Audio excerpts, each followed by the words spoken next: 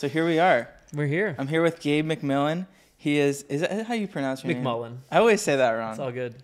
I think that was actually just the first time you said it wrong. It's okay. Because you've never called me by my last name, which is okay. I probably haven't. Okay, Yeah. so this is Gabe McMullen. This is my friend. We met at a bar in a basement of a bar. In 2020. In 2020. It would have been January or February, I think. Yeah, right before everything went crazy. Yeah. But I met Gabe. He is a wedding photographer, but he's much more. And I'm excited to have you on here, Gabe. Thanks, man. Stoked. Honored. Yeah. It's, I feel like I'm probably the newest person to have met you that's going to be on this. Maybe. There's some people that I actually don't know that well, which I'm really excited to learn. So, yeah, it's going to be good. Cool. And, yeah, so tell us a little bit about yourself. Tell us just kind of your background a little bit and, yeah, let people know who you are. So I grew up in the Lancaster County area. I'm about 31 years old. About, yeah, roughly. I mean, depending on when this podcast you're never, comes when out. are you exactly 31 years old? Like It's you never know. Like, is it the day you're born? Is it, I mean, cause there's the 9 months. Anyways, I get it. I'm in that range. Grew up in the Lancaster County area. Absolutely love it. I didn't like it when I was growing up. And then, you know, as you get older, you have this appreciation for things like the downtown culture, the food, the people are just like incredible. And like, I was never connected with the people growing up.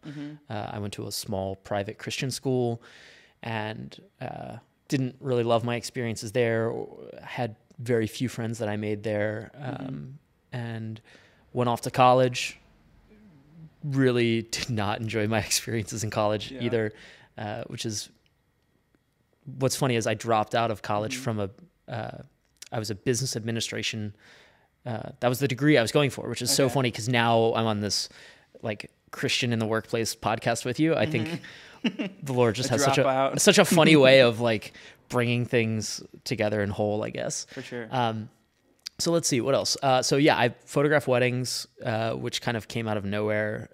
About 5 years ago is when I picked up a camera for the first time and really, I thought I was going to be like an adventure photographer. I loved being outside. I loved taking photos of landscapes and yeah, just being out there. And then, so it was about 2 road trips that I had taken that really instilled the love of photography in me. And when I got back to Lancaster, I realized that you can't really take any epic landscape photos in the city or even like you have to drive like a half hour, 45 minutes away. And I just like didn't have the capacity for that with work. So what were you doing for work at that point? So at that point, 2015, I was working in food service. I was a line cook. That was like my 10th or 11th year in food service. Cute. And December that year, I quit and decided to take a month-long road trip cross country. And that was just like an insane experience for me. Did that idea just come out of nowhere, or were you like, this is the someone road trip I saw do and I want to do it? So it was in like November, I think, of 2015. I had just gotten back from a Donald Miller conference called the Storyline Conference, and I was super inspired by another photographer that was up on stage. Jeremy Cowart, it was his name. He's more of a studio portrait and creative photographer, so he doesn't do landscapes or anything. But at that conference, I was like, yeah, I want to try to find a way to make money with photography. And a week later, a friend texted me and said, hey, do you want to go on this month-long road trip? And I was like, heck yeah. I do not want to miss out on this kind of experience. Because he had done a month-long road trip 2 years previously. I had the opportunity to go on it with him, but I like chickened out because I was told I wouldn't have a job if I came back. And I was just too scared and too anxious to take that leap of faith to like not commit to work and to just like rest for a little bit and experience things. So I gave my job 2 months notice and said like, hey, I'm quitting December 22nd or something. And everyone laughed at me. They thought I was joking. They're like, there's no way you're doing that. And then sure enough, like 2 weeks before, I was like, no, really guys, I'm out. Peace. It's been fun. And, you know, they offered me a job for when I like came back, but I was like pretty convinced. I was like, no, I don't want to come back to food service because it's going to just like put me back in the same routine of life.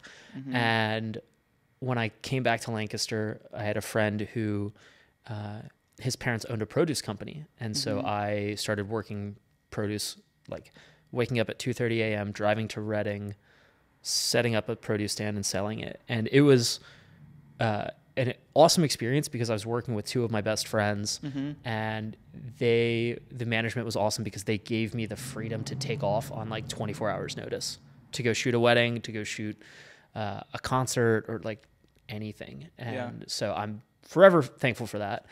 So that's what I was doing. So I sold produce for about 18 months from 2016 till the fall of 2017. And 2017 is when weddings were just like really picking up. I was shooting almost every single weekend. And I realized that like this is the potential for a full-time job right now. And that was just word of mouth, or was that just posting a lot? A lot of it was word of mouth, posting on social media, Instagram, Facebook, and believe it or not, Reddit was a huge factor for me. I booked several. I've probably booked 10 weddings directly from Reddit, which is wild. Nobody cool. thinks of Reddit as like a place to make money and to grow your business, but it's actually a pretty incredible spot. That's pretty neat. And so when you started, were you like, hey, I'll go wherever, do whatever? Were you traveling a lot? Or was it mostly local? What was it kind of for you? Yeah, that's a good question. I think a lot of it was more local, but because I was taking personal trips, people sort of viewed me as this photographer that had the capabilities to travel and photograph weddings or engagements outside of Lancaster. Yeah. And there was even a season where I was doing paid advertising in San Diego because I wanted to shoot weddings in San Diego, and I had friends that lived there and I could stay on their couch whenever.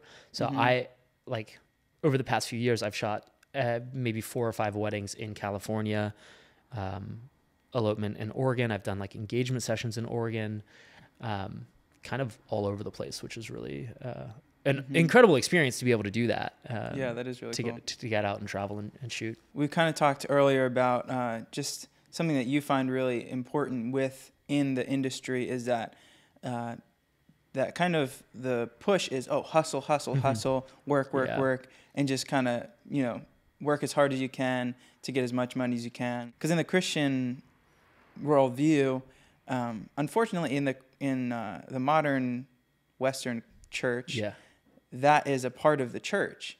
So, I remember growing up and it was like, hey, you work really hard, then you come to church and you volunteer on as many teams as possible, be involved with as many things, and you're doing it for the glory of God, so you just keep doing it. Part of the teaching and ways of Jesus is this life where he was in the middle of revival, he was stepping out and resting and meeting with the Father. And what's kind of your perspective? Were you burning yourself out a lot in the beginning?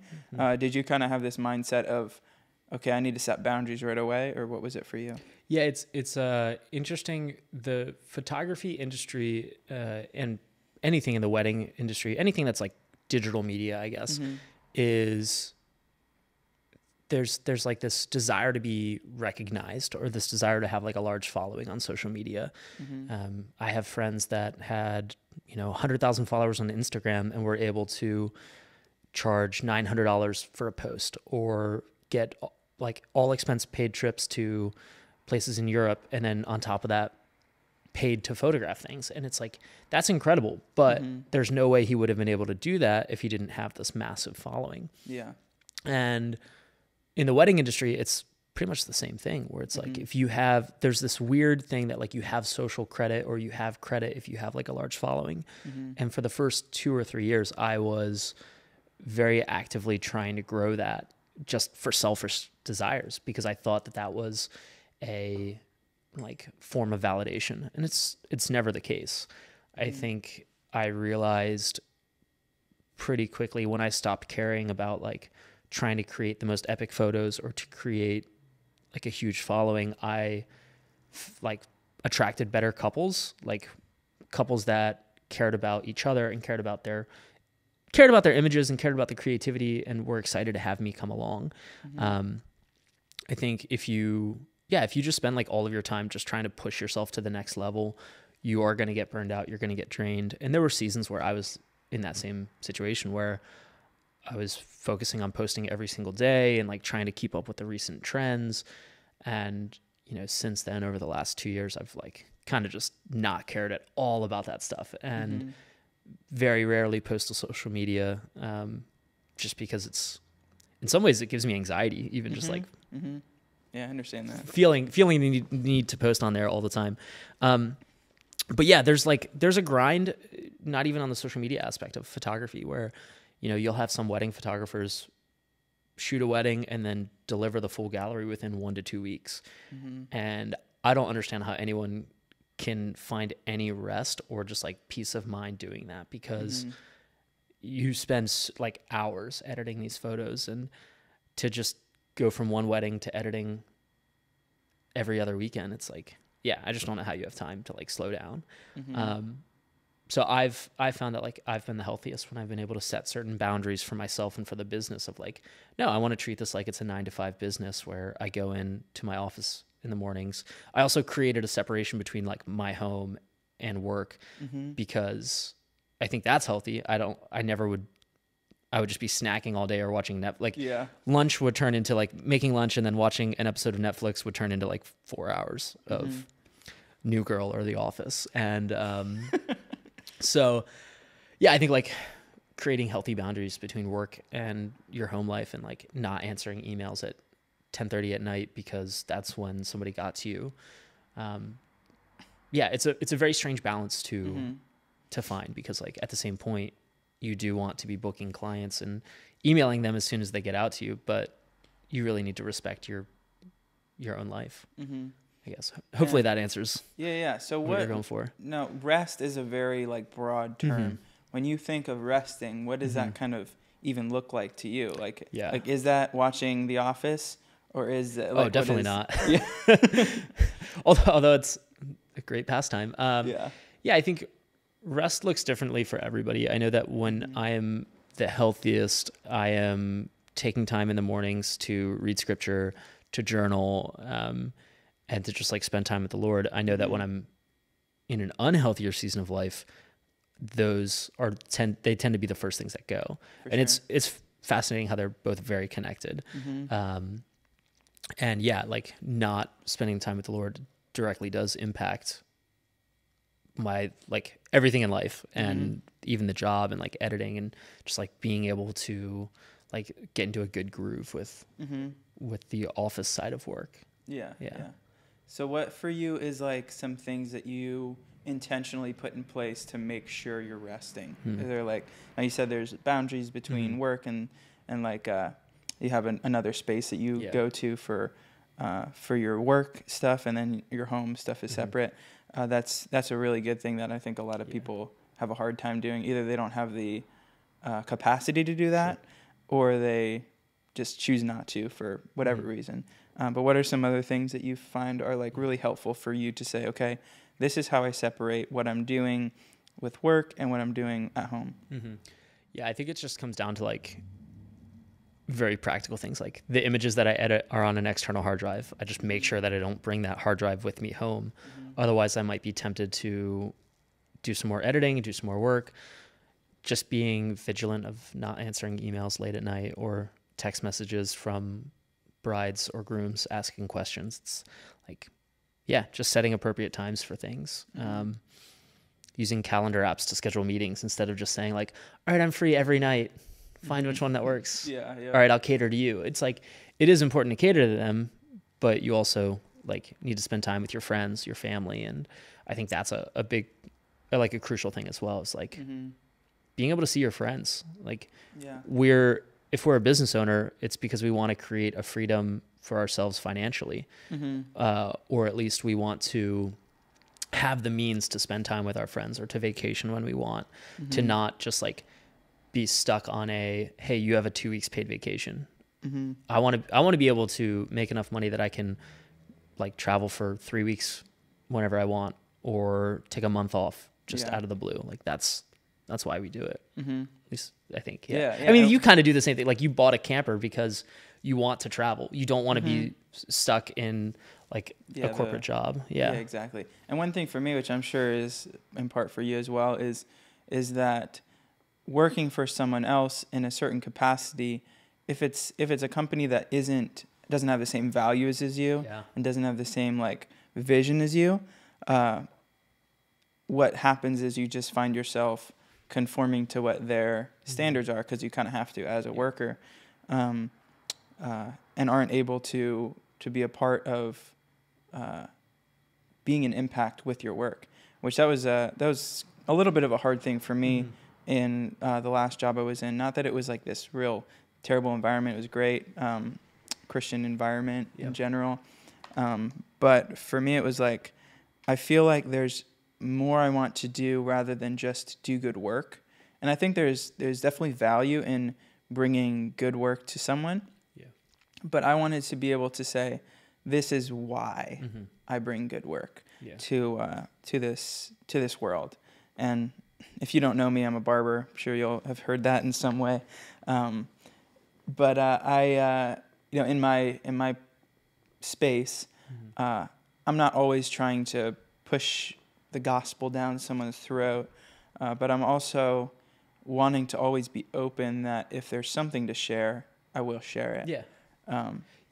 We have this opportunity to like lead by example, and like people will often ask like, what's my story behind photography? Like, how did you get into it? And I kind of went into it with you a little bit earlier, but I mean, there's like, I spent years just being depressed, and, you know, as you get older, you kind of realize where it stemmed from. And it like was from a pretty traumatic car accident when I was a kid that gave me like PTSD, and, you know, depression throughout high school and college led to like horrible grades, poor eating habits, like just addicted to video games, and then dropping out of college and just being like super bummed and depressed throughout like working in food service. And then when I spent more time with other believers and going to a church that I really cared about and really appreciated, I saw like a monumental shift in my life, in my attitude. And so people can ask like, well, how, like, you're such a positive person, you're such a chip, like, you're so energetic, like, where did all of this come from? And it's like, I can pinpoint directly to, it's like, oh, it's going back to meeting my friends, the Keggies, and spending time at Threshold Church, and, you know, recommitting my life to the Lord.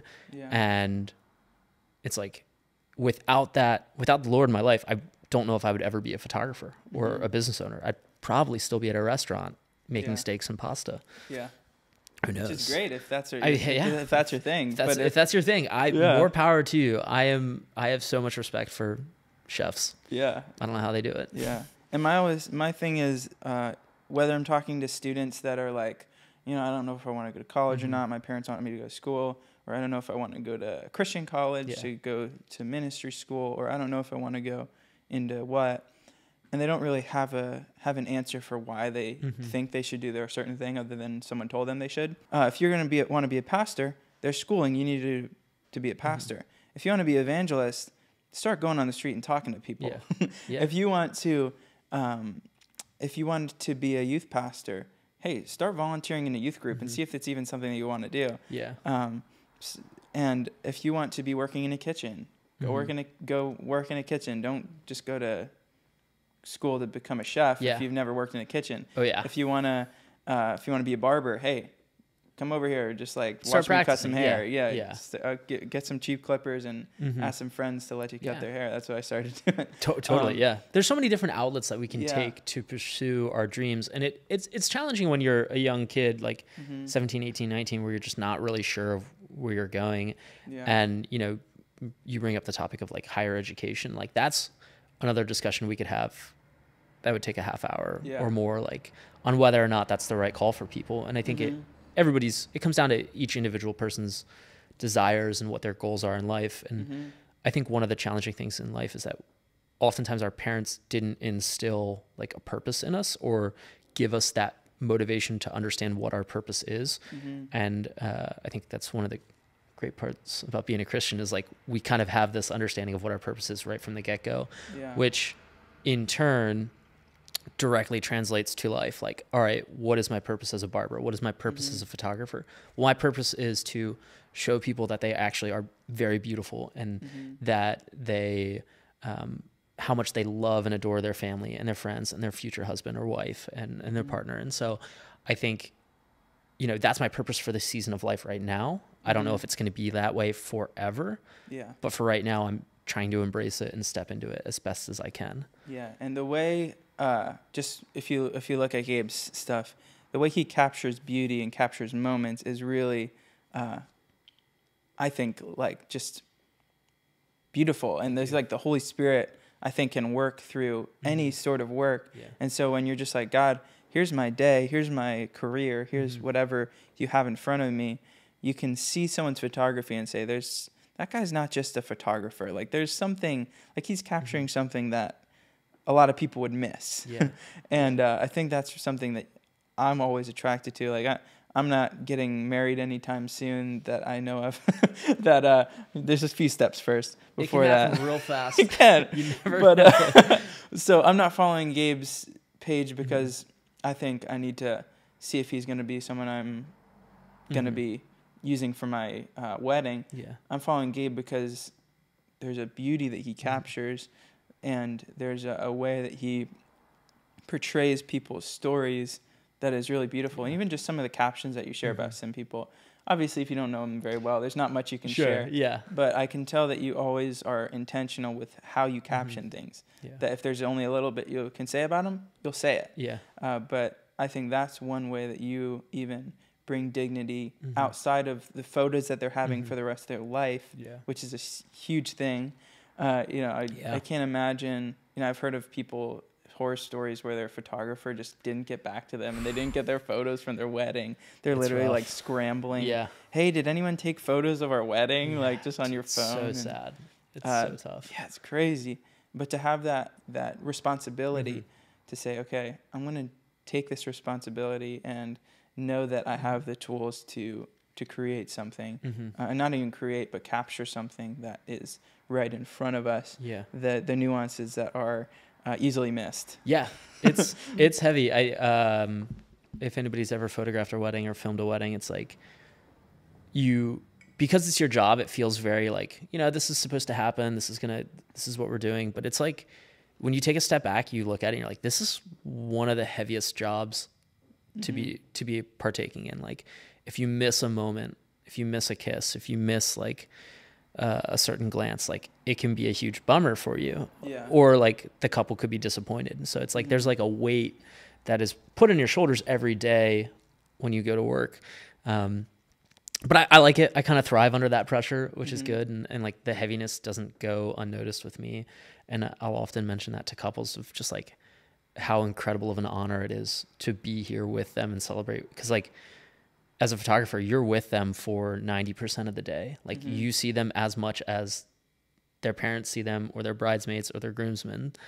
And yeah, it's just wild. It's pretty sweet. Yeah, you see them in the dressing room. You see them. Yeah, you see them before they're in their dress. Like, you get to see the dress sometimes before some of the bridesmaids, which is wild. Do you work with other people often, or do you like, how do you bring people into your team? How do you say, okay, this is someone I'm actually gonna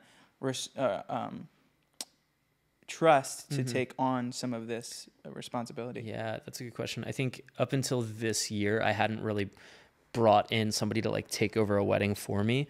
I almost every single year that I've been photographing, I've had second shooters that come along with me that will, you know, be with the groom and the groomsmen, or the bride and the bridesmaids while they're getting ready, just so we can be in like two places at once. This is the first year that I've been double booked on certain days because of COVID-19. And so I've had to, you know, bring in people that I trusted to take over and shoot a wedding, which is terrifying because like when people book you, they book you for you and your personality and your style and the way that you edit. And so, you know, thankfully I can still edit these images, but it's bringing on a whole different dynamic when somebody else takes over the wedding. So that process is, you know, pretty standard with like, it's people that I've used in the past and that I trust to take over. But whenever I'm, you know, working with a second shooter, very like logistically, it's like, I want to have a second shooter that I trust. And so it's often somebody that has their own business that just isn't booked yet. And so when they come in, I treat them as like an equal, like you are to capture these things very similar to the way I would, or or do, or like just capture them the way that you would as if this was your wedding. Yeah. And I think that often creates like the best results. Mm-hmm. Yeah. Yeah. Something you said earlier that I thought was pretty interesting. It's kind of bringing us back a little bit. Mm-hmm. But when you first, so we're talking about those road trips you went on. The first time you went on, you were going to maybe go on the road trip, you had the option to lose your job. Mm-hmm. And so you didn't go. Yeah. The second time you were convinced that you were ready to lose your job. Yeah. And you had the kind of the in to go back in. Mm-hmm. How did that just that option? How did that push you into kind of being starting out on your own, starting out just for fun, trying to do something cool, to now being at the place you are now, where you're actually having other people working for you on different shoots and stuff, and wanting to grow your business in different ways, wanting to be more independent, that you can have more passive income at different places. Would you say that had any sort of impact on that trajectory? I hadn't really thought about it in that capacity yet, but what I'll say is I learned to accept risk. Because, I went on this road trip, and without knowing if I was going to have money when I came back, or, I was living with my parents at the time. So like I had a safety net, but I still had bills. And so I learned to say like, okay, if I don't have a job when I come back, that's going to be okay. Like I have X amount of money that I can make it through this amount of months before I need to get another job. And I can always get back to my old job, even though I don't want to. So I got comfortable with taking a risk, which I think something that my friend Sasha instilled in me as well, was like the Lord rewards risk. And because he doesn't want us to live super comfortable, cushy lives. He wants us to be on the edge. And like, that's the same way as if we're, in ministry or witnessing for him. It's like, it's not going to be a comfortable situation. It's often challenging and brings like potential harm upon us. So the way I kind of picture risk is with trust in the Holy Spirit. Risk is really the action of faith. Because a lot of times when you're not taking the risk, and you can say you have faith, but you're not putting yourself in a place where it actually makes a difference if you had faith or not. You can kind of go however you want to go. Like the classic analogy of Indiana Jones 3, where there's this big gap, and it's like very tied into scriptures, like take a leap of faith, I think. And so Indiana Jones just like puts his foot out there, and there's like, it's a trick, a visual trick. Like there's actually a path, but we can't see it because of our perspective. And so as soon as the camera pans and you get a different perspective, you see that it's safe. And I think that's very related to life. Like we often, look at our journey, our path, or the next step in our life through this like tunnel vision.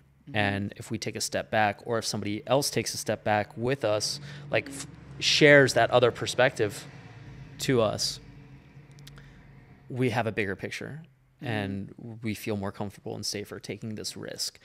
So yeah, I think that's, for me, it's like I've been more willing and more comfortable to take risks, to make bigger purchases for the business, or side hustles or side jobs that I normally wouldn't. Even commercial photography that I'm not super comfortable with, I'm willing to take that risk because, deep down, I kind of already understand all the fundamentals of what I need to be doing.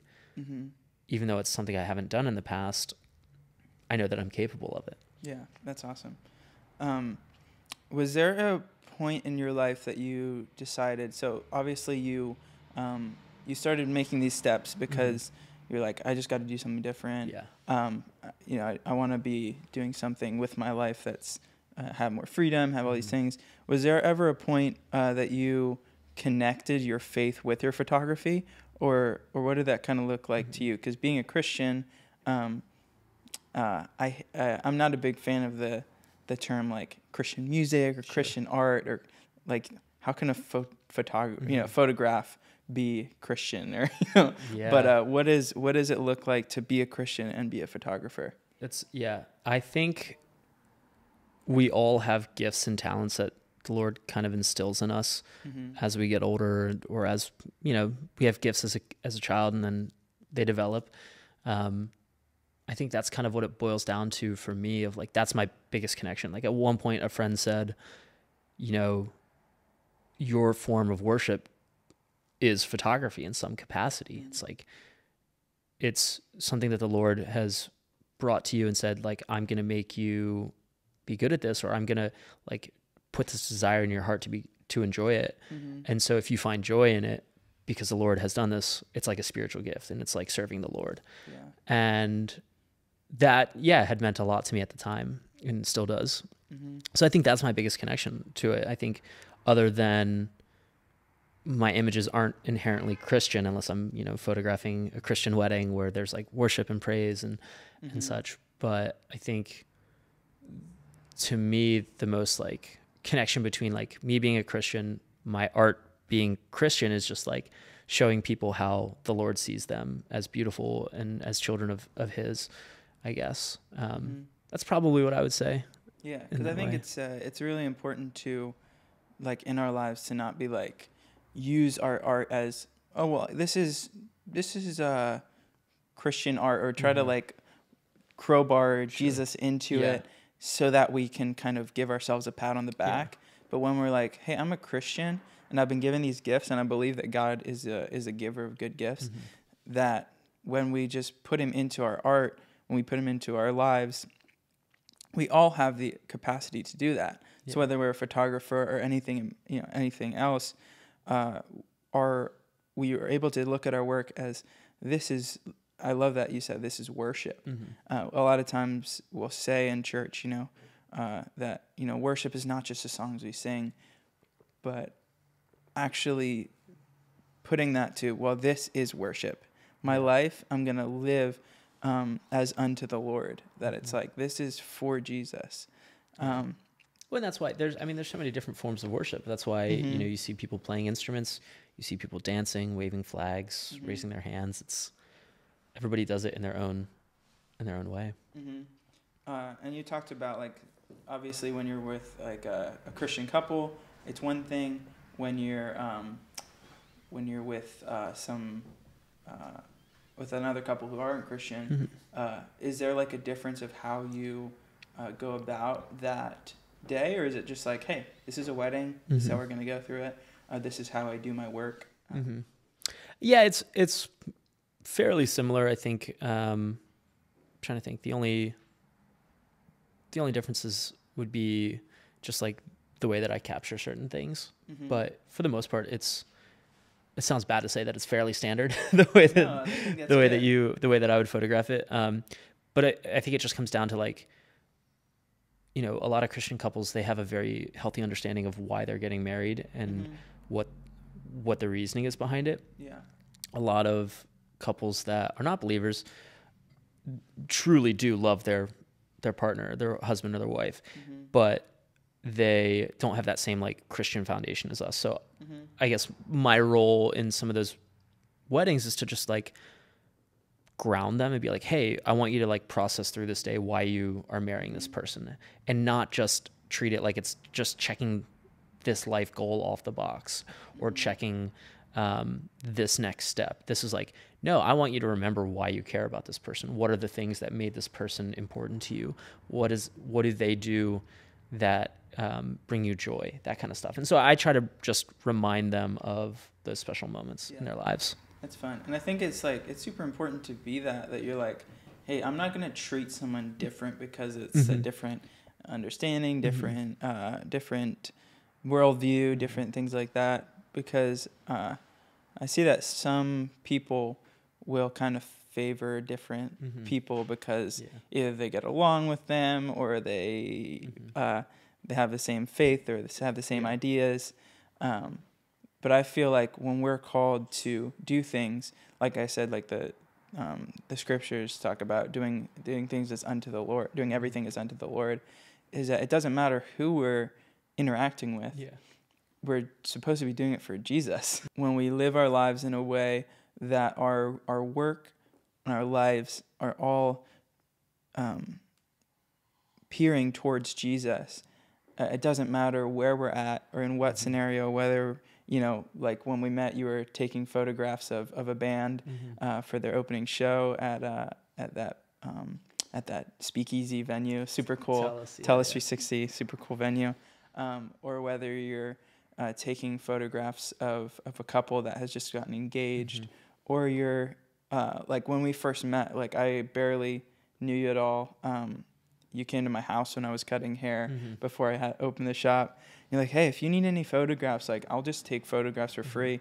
And I'm like, wow, that's really nice. But then I realized later, like, what you charge, and I'm like, wow, that is really nice.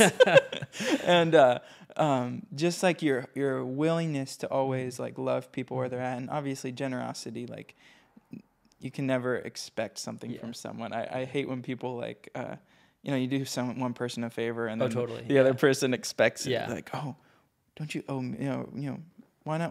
Can you do this for me? Yeah. But I think that's one other boundary that we could give in a totally different conversation of just like being led by the Holy Spirit to just be generous in our lives. But hey, I could talk with Gabe for a long time, and I'm just really happy that we got to have this small conversation.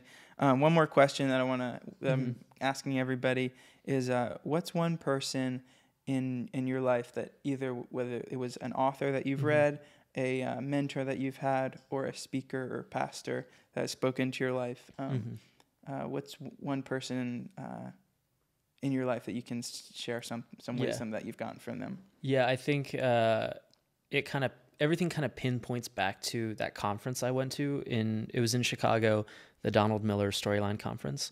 It was the last conference that he was ever putting out. It was basically free. It was $50. Wow. And I found round trip flights for $100 and stayed with a friend's cousin. Basically did this whole weekend for under $200. And at the time was a lot of money to me, which is great. So Donald Miller was one of my favorite authors. He's written a couple books. Blue Like Jazz, A Million Miles in a Thousand Years, Scary Close. All of those books have had pretty big impacts on my life. The first book I read was A Million Miles in a Thousand Years, which is about like developing your story and developing your journey in life so that it's interesting and that it's unique and that you're not living this dull, boring life. And, you know, we kind of talked about taking risks and like going on adventures. And that really hit home to me because like at the time I had been in food service for 10 years and I was just like not thrilled with where I was at in life. So I go, I read this book, you know, I'm into photography. I go to this conference and really view that as like a monumental shift in my life was, reading Donald Miller and going to his conference, taking trips. Yeah, that's pretty awesome. Yeah, it's fun. It's a good book. If you've never read it, it's insane. It's quite good. That's awesome. That's your recommendation. Hey, how can people find you if they're trying to look for you? Your Instagram might be down, might be up, depending on your mood. I go through phases where I just like delete Instagram, which is great. Great for business. But it is Gabe _McMullen on Instagram. My website is gabemcmullen.com. That one is always going to be up. And those are the best places to find me. Yeah. Well, thanks so much for coming on here, Gabe. It's been so fun.